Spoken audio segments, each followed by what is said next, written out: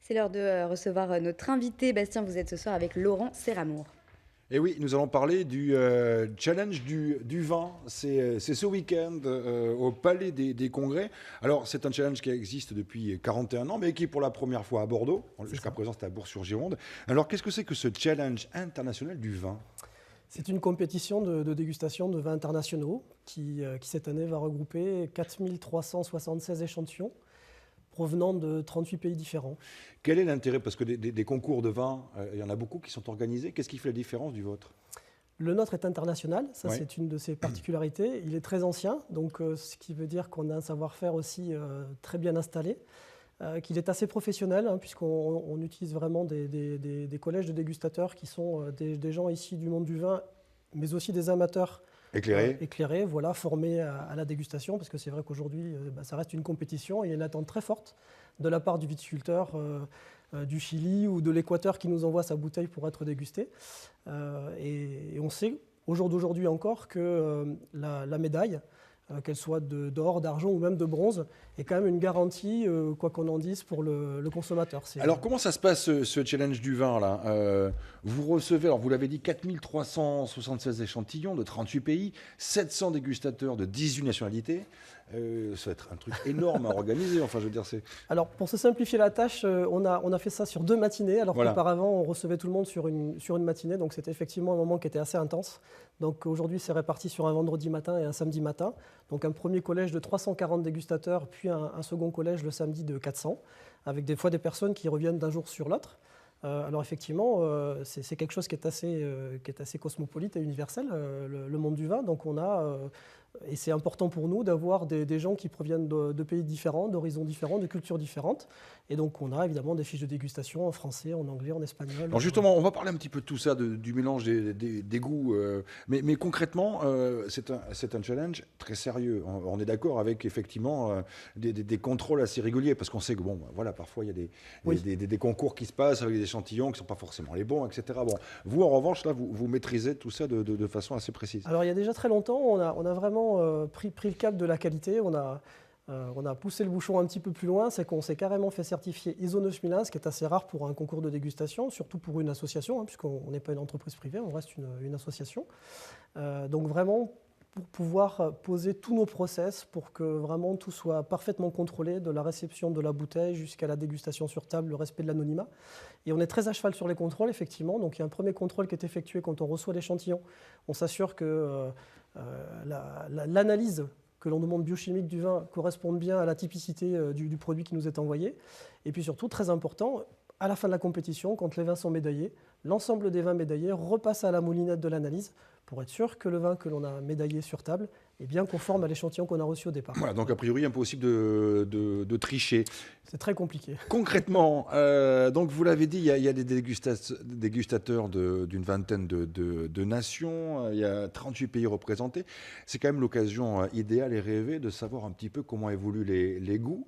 Voilà, est-ce que forcément un dégustateur chilien va aimer un vin chilien? Est-ce qu'un dégustateur bordelais va aimer les vins de Bordeaux? C'est ça aussi, c'est une photographie des goûts? Tout à fait. Alors nous, en plus, on a l'habitude de mixer un petit peu non seulement les nationalités, mais aussi ce qu'ils ont à déguster. Donc effectivement, si nous avons des dégustateurs allemands, espagnols, ils ne vont pas forcément goûter des vins allemands ou des vins espagnols. Ils peuvent très bien être amenés à déguster du Bordeaux. Mais comme on a affaire à un panel de gens extrêmement professionnels, c'est vraiment la qualité du vin de manière intrinsèque qui est jugée. Donc en général, les a priori culturels sont laissés un petit peu de côté. Et c'est vraiment la qualité du vin, sa supériorité par rapport aux échantillons qui sont à côté de lui, qui est vraiment mis en avant. Alors forcément, comme on est à Bordeaux, on va être un peu fanfaron, mais en général, ce sont les vins de Bordeaux qui s'en sortent le mieux de ce challenge, ou parfois il y a eu des surprises? Alors c'est assez équilibré. Et puis vous savez, nous on a quand même quasiment 46% de vins étrangers sur la totalité des vins que l'on reçoit.